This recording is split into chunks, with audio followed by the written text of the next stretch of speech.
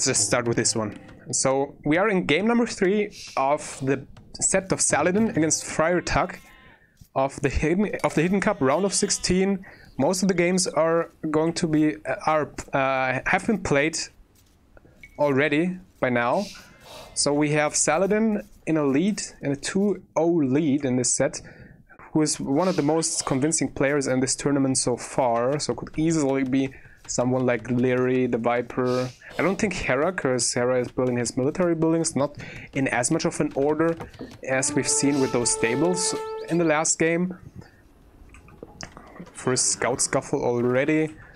Green has to be careful with his scout to not lose even more HP, but he's going for a round of exploration before he's even pushing in a deer, so he wants to know what the base layout of his opponent is like.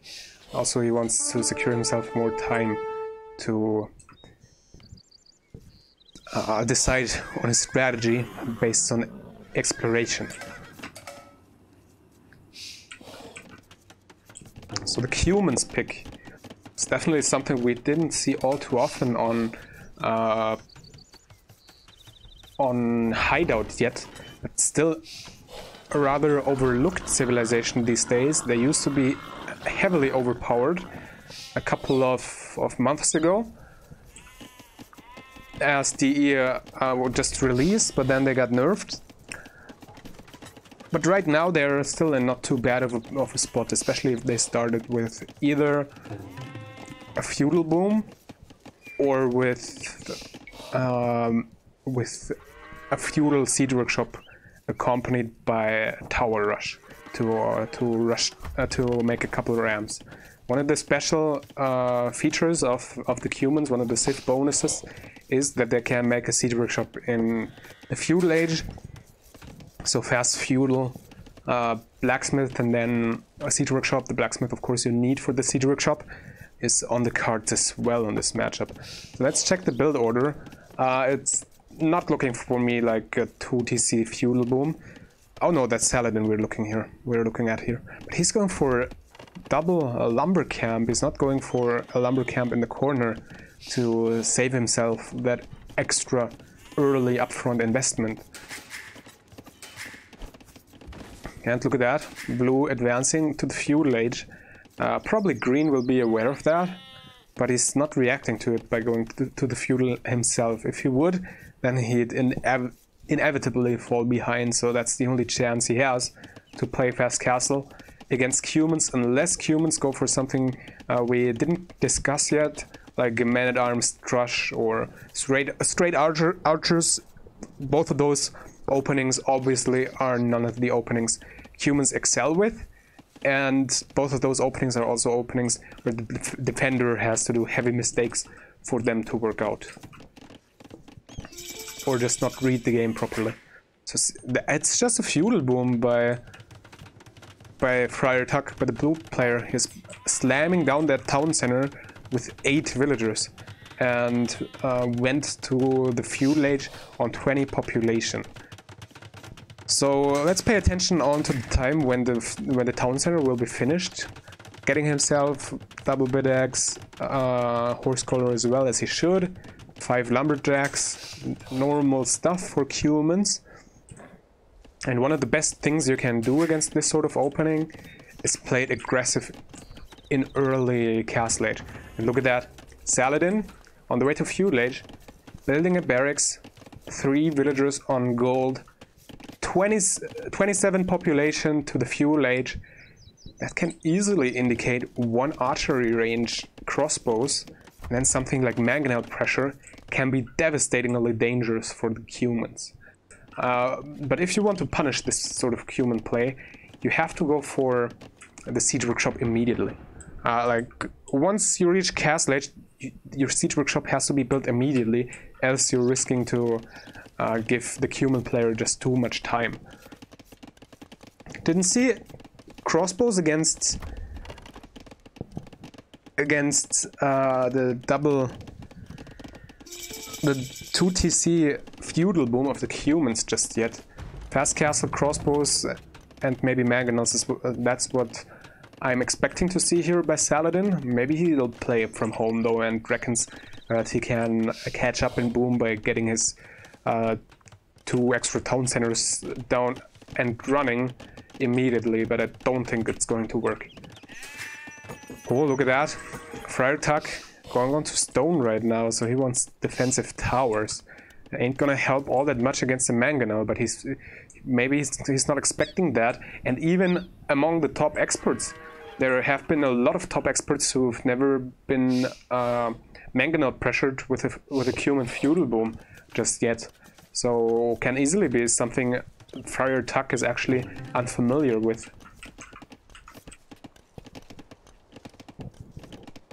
His TC position is also a rather odd one he decided to do.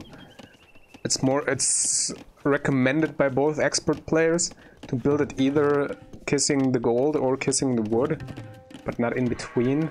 He's also going for a lot of gold too early, in my opinion, so forcing himself into a market.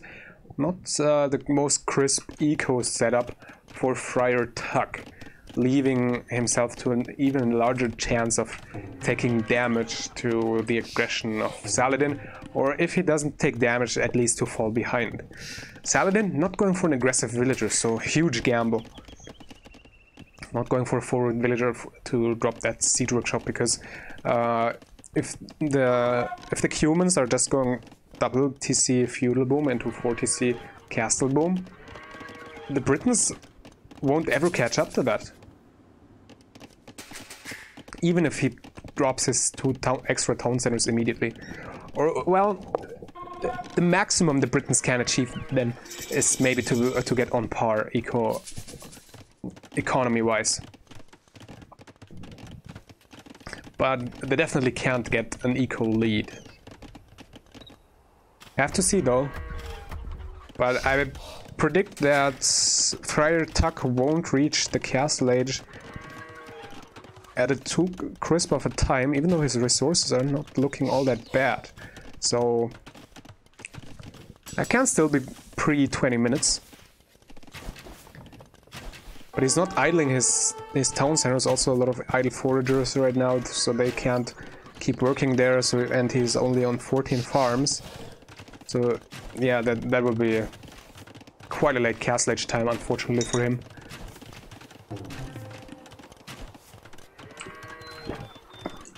So pure tower defense for him, but it works out against 1 archery range crossbows.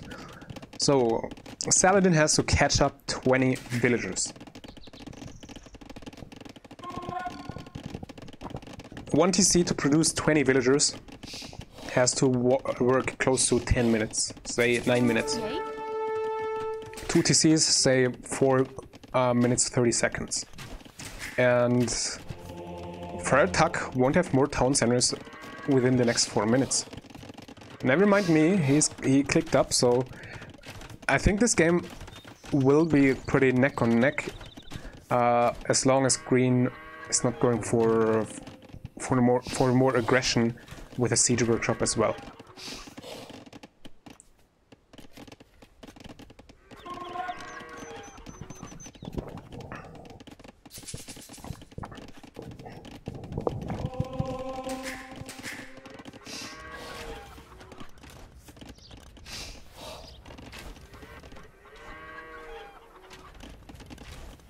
Not too much damage to be done at the moment for green, so he's just spreading out his crossbows all over the map to secure himself the relics, to make sure that... I'm not even sure why he's sending them all across, all around the map. Well, he still has a scout, so he could do the work as well, because if Friar Tuck is going for scouts to secure himself some map control, then they could still take out crossbows, but obviously at this early stage of the game it's unlikely that he's going for scouts, so he just wants to figure out the relic positions as fast as he can as he's taking them. Not too bad of a move, as he can't deal a heck of a lot of damage anyway. Grayton? So double stable continuation by blue. He's not going for a 3rd town center, but he still has a lead of 10 villagers. But blue, I mean green researching the wheelbarrow now though. Let's see if blue does have it as well. I'd say no, and he does not. So double stable knight continuation by him. And the knights will be able to clean up those straggler crossbows, that's for sure. And now third town center coming down for blue. I don't like that he's pulling so many lumberjacks to build that. Would have preferred to have some of his farmers build this TC, so he can go for the fourth town center quite soon as well. But it's looking good for blue, even though he won't get all that many relics, I reckon. Well, let's see. There are still a couple relics out for grabs. 4 relics that haven't been taken just yet, as the first monk only just now arrived. Where did green just take a relic? This one. So he's going rather safe than sorry, taking the closest relics first to ensure that he won't end up with 0 relics if he overextends, which makes sense considering this is a tournament matchup. This is not a casual game, this is not a ranked game. A lot is on the line for those 2 players. Potentially even the most important game in both of the players' careers until this point. Salve.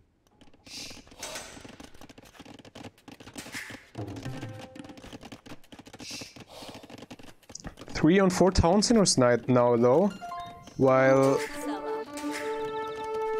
a blue is still sitting on 3, so he'd need another one.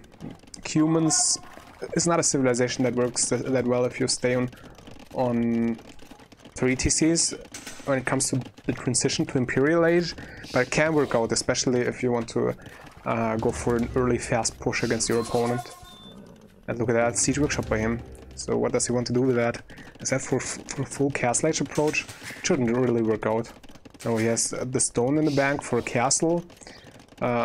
Seems like he is gonna go for a relatively fast Imperial. Build an aggressive castle. Okay, this finished replaying the game. So let's go for part 2. See if they restarted or if that's the exact same set. But they just restored for some reason. Yeah, they just restored. It's the exact same civ matchup, luckily.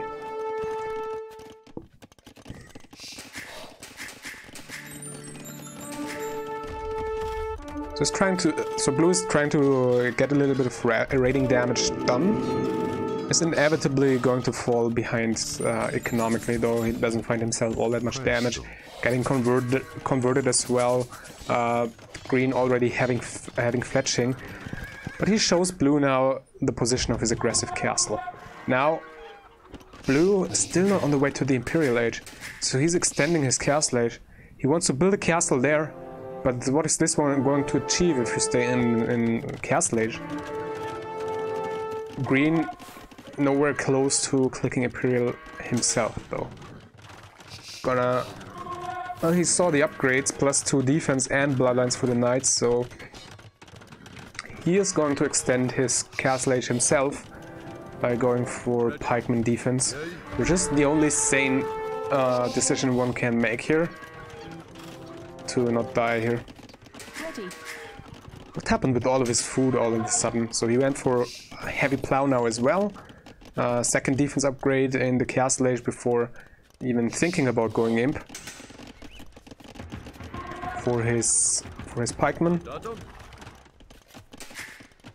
and he must be having a close eye onto Friar Tuck's score, since Friar Tuck is still not on the way to imp. But now he's closing in onto the resources to click up, so he will be faster. And then there's not too much that can contest his traps, which will start to rain down on this castle. And look what this castle of green is protecting. 2 gold piles, 2 of his major gold piles. He only will have this one to retreat to, and that's also not all that far away, so he'd need to stonewall probably all the way here once this castle will be taken out, which I expect to happen. So let's see if this night raid is going to pay off, It's going to be cleaned up eventually, taking out like 3 villagers. Oh, so few villagers are going down here. Every single villager from there made it into the town center. Couldn't have gone any worse for blue, honestly. Or could barely have gone any worse, but now he's finding at least himself a little bit of eco damage onto those stone miners, so that's an equalizer. Not necessarily, I still don't think it was worth it. He wasted like 8 knights for... How many villagers was that? 5 villagers? And a little bit of TC idle time as well. Now, blue starts to wall up the other side of the map with houses. Unfortunately for him, Cumans no access to stone walls, and seems like an elite skirmisher opening into the Imperial Age by blue. Closing into Reach Imp, and second castle coming down for Saladin. So he is really committed into taking back this position / holding this position. So we'll be close to all or nothing for him there. This relic is still up for grabs, and seems like green is going to claim it for himself. Yeah, those knights going down. No monk anywhere near there though, and he's still patrolling this relic with 1 scout and having a crossbow close by too.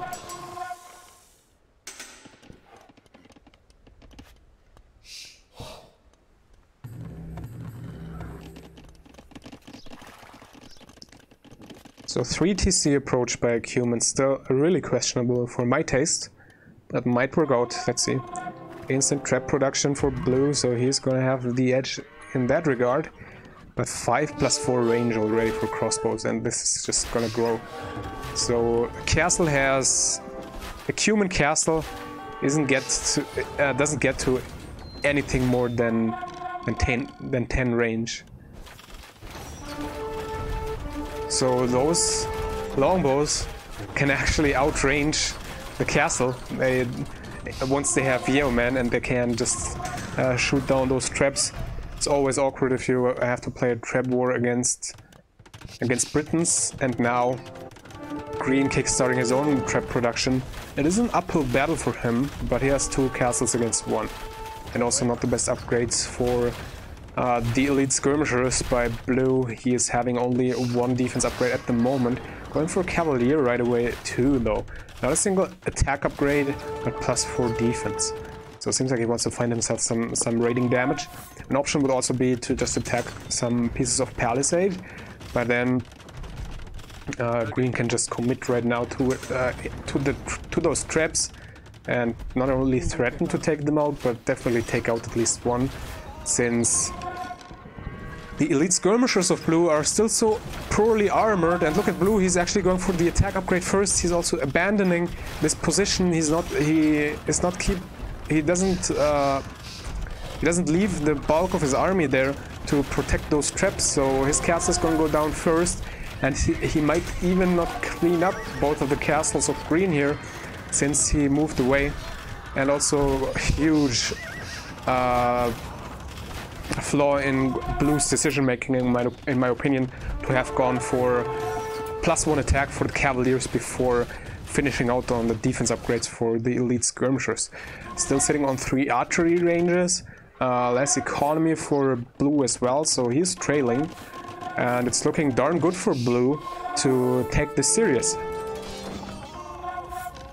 Couple of straggler halberdiers here taken out by those Cavaliers.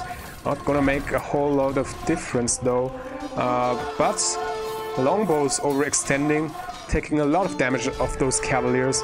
5, 6, 7 longbows losing their lives there, until those halberdiers are cleaning up their Cavaliers, and green has a hell of a lot of halberdiers, so he can initiate his push towards blue, who still has poor upgrades for his elite skirmishers. What did he research now? I think that was +2. I speeded up slightly because we started slightly later than the time which was announced for. Like, we started 2 or 3 minutes later, so now we're hopefully in sync with the other streamers. And finally, +2 defense for the elite skirms, but even still, that's not enough to deal with halbs, with longbows as well. And those halberdiers are dealing so much damage against only 2 armor from those skirmishers. Still, +4 armor, nowhere to be seen for the Cuman. Even a small tower war happening here, in between those wood lines. It's debatable. It's definitely an option for both players to go for a cut through the middle as well, even if it's with traps, and seems like that's the plan of Green. He wants to use those traps to find himself a staging point into the economy of Blue here, with to go raid with something like halbs, I presume. But we shall see how he uses them. First, he's gonna clean up this tower, and then maybe the trees. With luckily on the E, you can just shift Q your moves onto all of those trees and take them out with much more ease than you would have to then on Wobbly, and then on the HD edition and all previous versions of Age of Empires 2. So back then, it's debatable if it's even worth it to invest so many actions to switch back and forth from your army, economy, and trebs to keep right-clicking trees. But look at that, he's only taking out the tower, then retreating again, which is a reasonable decision, since his opponent is the one who has the army composition with more raiding potential at the moment. The Briton player not on any type of cavalry right now. Prior Tuck secured himself that 1 extra gold with a castle. Not sure why this gold is abandoned though.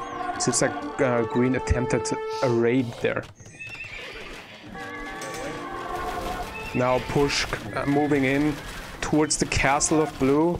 Not looking that good for him. Fully upgraded elite longbows, even a Yeoman upgraded for them, and a guard tower follow-up too, to make sure those positions won't be gone anytime soon. And those guard towers, look how smart of a decision that is, to guard tower up around those trebs. He is also researching keep right now, so nice tech tree awareness to know that that Britons get access to keep. They basically will serve the same purpose as a castle will, but for obviously way less stone investment. Look at that, Blue cleaning up that army, cleaning up the rams. And there's not too much meat shield left right now for Green, but Blue is lacking the siege to take back this position as the keep upgrade is about to kick in.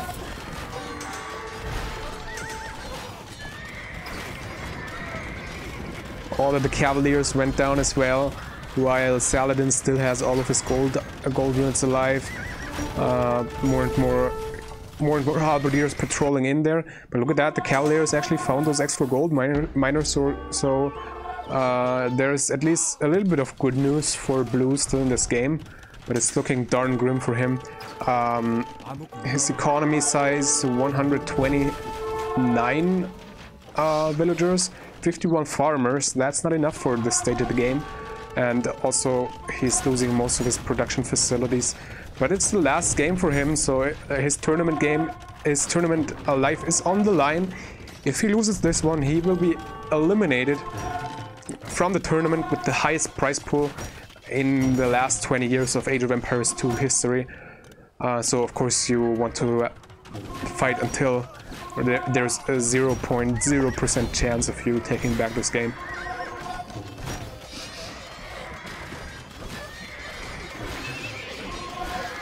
Even two-handed swordsman edition now by Saladin for champion, known as infamous as being the trash killer. As the Cuman player is on a pure trash army composition, but not sure about that champion choice just yet. As long as the Cuman player is not a halberdier, so I don't think it's needed. because the mass halberdiers of the Briton basically serve the same purpose, especially considering that the Cuman doesn't have access to bracer, and he's forced to throw the towel. The keep push worked out, something we don't see all that often. We rarely see, actually.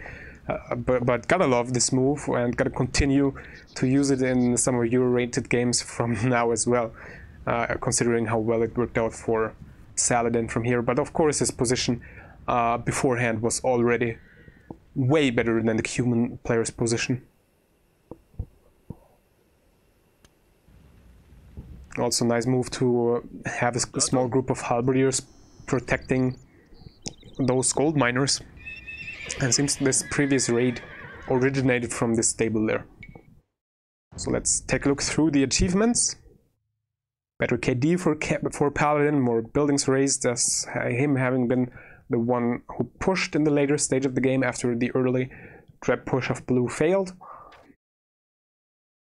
More resources collected on all ends. Even though he pulled ahead in economy early on, like I think the Cuman was supposed to win this if he went for a 4th town center, but it's a new civilization, so even the best of the best players don't have massive amounts of experience with those civilizations. Of course, they also played like 2-digit numbers of games with each new civilization, but having seen every single new opening, confronted with every traditional strategy, that's not something they've experienced.